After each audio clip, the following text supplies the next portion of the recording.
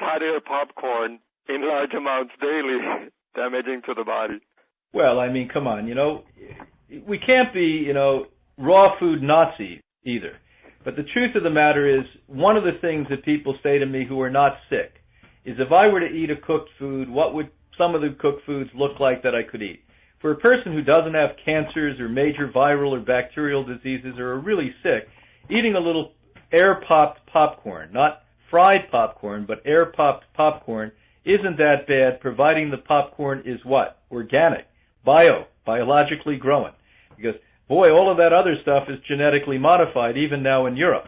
Most of it is. So that's number one.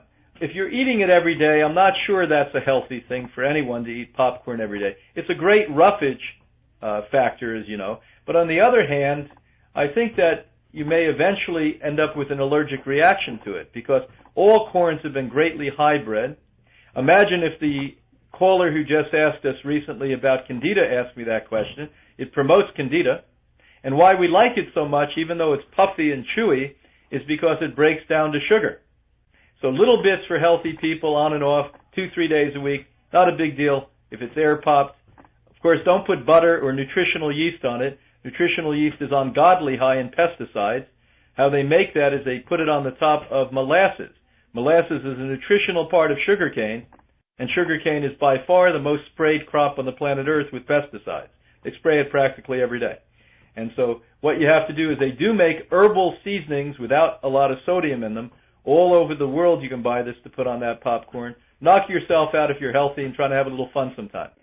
Barbara says, I seem to have developed many food allergies and sensitivities over the years. And she did the IgG standard food assay, tested positive to things like asparagus, avocado, broccoli, Brussels sprouts, cauliflower, cabbage, chili pepper, garlic, onion, parsley, pepper, and tomato. Yeah. She says, I've been raw for 3 months, but still seem to react to many of the foods, especially avocado, and I'm wondering if I can expect the allergies to ever go away with a raw food diet. Well, number one, when somebody has allergies to natural foods, your body's become shocked. And when we do the wrong thing long enough, it even starts to have histamine activity or reaction to healthy foods. Now, it just doesn't trust you. That's what you're seeing. When you have allergies, the body doesn't trust you because you're taking something in either dietarily or breathing with pollens, and your body doesn't know how to process it because it's been overworked, overwhelmed, and undernourished. When you get on something for 3 months or 6 months or 1 year, don't expect immediate resolution. What we've learned is that in about 95% of the cases, if you eliminate those foods that you are allergic to, and many of these tests are revealing enough to trust them. Not all of those allergic tests work, believe me. Cytotoxic testing is my favorite, but doesn't mean that that's even 100% perfect, but it's certainly the best one I've seen over the decades. With that said, even if they aren't all completely correct, it's likely most of it's correct, avoid the foods they tell you to avoid on that, and avoid them for 1.5 years, 18 months to 2 years. And in 95% of the cases, you'll no longer be allergic to it. Because now the body trusts you. It says, oh my God, she's not going to give me that garbage anymore. And so it doesn't start to swing like a drunk at something it doesn't see. It just doesn't react anymore. Now the way we do the testing for our alumni here, our guest here, is that they themselves monitor foods. They go on a monolithic type of diet, spread foods out by every 2 hours, on a sheet of paper, put down if it's no reaction, bad reaction, or really bad reaction. They send that to us.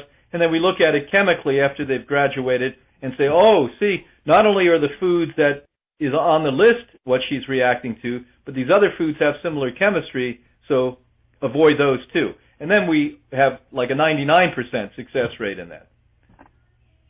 Question from Ilona is, hi, Brian. Do you have suggestions on getting past or releasing old stagnant trauma and memories that maybe are inherited? Yeah, I think it's extremely important to address this issue. I mean, here at Hippocrates, as many of you do know, everyone gets psychotherapy by gifted psychotherapists. And let me emphasize gifted because I think most of the people in the psychiatric and psychology field have severe problems themselves, and that's why they were attracted to that. And if anything, I've seen most of them hurt or harm or prolong the problems or even increase the problems of people that search out. So find a person who's really gifted. But here's what you do alone at home. Over the decades and over the centuries and millennia, we've had different ideas, philosophies, theologies, come up with several words. One would be contemplation. One would be meditation. One would be prayer. But they all mean the same thing. And they all make you do one thing, and that's focus. And what it makes you do is focus in on yourself and your priorities. Now, I'll never forget, I've had a pretty good life. I had great parents. I'm totally in love with my wife and my 4 children. I love the work I do. I don't have anything to complain about. So many, many years ago, when I was a young guy in my 30s, a friend of mine who's this genius character who got 4 PhDs just for the hell of it and was a surfer, etc., said, I want to get on you and I want to do hypnotherapy and I'm going to regress you. And I said, oh, should I do this with him? I really love the guy, but on the other hand, I said, well. So he regressed me, and I went back from 35 to 33 and about 29. And I got to 16, and he said I cried like a baby who was just hurt by his mother for an hour. And I sobbed, and I knew this was true because when I got up, my shirt was wet, the table was wet. And he said, you kept talking about something that was really profound in your life. And listen to this. This was nothing that anyone would ever think would have caused a problem. When I was 16, I was a musician, and I worked my way through school, and I love music. See, I've been blessed. I loved what I did when I was young. I love what I do now. And basically, the way I related with my father, he was very mechanical. He was an architect, a hardworking, good man who loved me. He didn't get music at all. He loved music. He listened to it, but he didn't get music, and he didn't get musician. So I went to him at 16, and I invited him out to a concert that was very important for me. And I thought it was just a concert when I was 16. But what I was doing is stepping up and asking, do you accept me as a man? And he was very busy and didn't mean harm to me, but said, no, I can't. I'm busy, etc. And that profoundly impacted me and restricted me and limited me from 16 years old to 35 years old for all those years. And you would never have thought something like this. So you're right, love. Things that are traumatic for you. Some of us know the traumas, but even incidental things that do not seem traumatic were traumatic. When he released me after this, I'm going to tell you, I felt like I could fly. And I don't think I ever stopped flying. I think I grew wings from that. So we see it here on a daily basis. When people come here, it's not food first, it's head first. Because if you can resolve these issues, these traumas, these incidental things that have blocked you and limited you, then you're going to start to love, respect, and honor yourself so that you eat right, you exercise, and you do all of the other functional things that allow you to have a full, happy, and healthy life. So focus by meditation, prayer, contemplation. If you have the economic ability and are fortunate enough to live in an area where there's somebody who's gifted at psychotherapy or some form of regression, I'd strongly suggest you do this. Neuro-linguistic programming classes. This teaches you about words and the way you reflect words and the way you use words.